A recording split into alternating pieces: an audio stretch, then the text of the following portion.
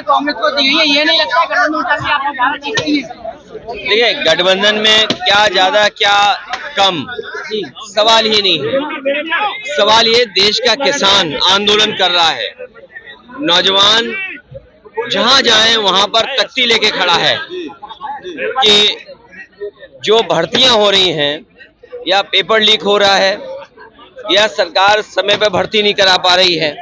मैं आगरा से चला हूं और बरेली में, मुरादाबाद में, जहां भी मुझे नौजवान टकराए उन्होंने कहा कि इस बार की पुलिस भर्ती उसमें पेपर लीक हुआ है, बड़े पैमाने पर पेपर आउट हुआ है और जो परीक्षा जिस मकसद से करानी थी, जिस सिक्योरिटी के साथ होनी चाहिए थी, वो नहीं हुई। नौजवान मांग कर रहे हैं कि जांच के साथ साथ परीक्षा दोबारा हो।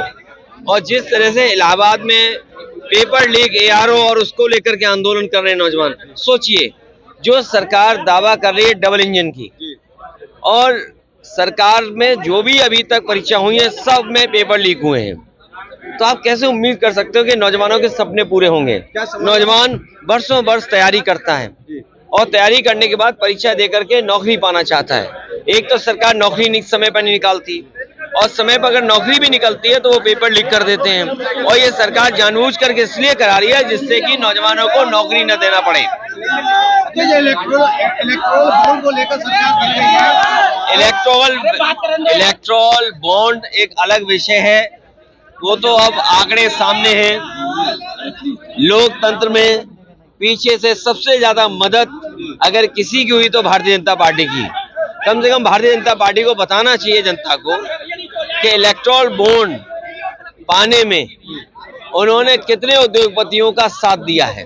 अजय जी, राजा भैया को लाने के आप जो प्रयास चल रहे हैं, राजा भैया को साथ देने की बात पार्टी के बहुत सारे नेता और पार्टी समय समय पे कोशिश करती है कि जो दल भारतीय जनता पार्टी से या अपनी इच्छा से किसी प्रत्याशी को समर्थन देना चाहता है तो कम से कम सहयोग मांगना चाहिए। राहुल गांधी की न्याय यात्रा में क्या सपा शामिल होगी, क्योंकि आपका गठबंधन हो चुका है? आने वाले समय में क्या कार्यक्रम होगा उसकी जानकारी आपको मिल जाएगी। भैया, इस स्वामी प्रसाद मौर्य को लेकर आप क्या कहेंगे, क्योंकि उन्होंने अपना इस्तीफा भेज दिया है?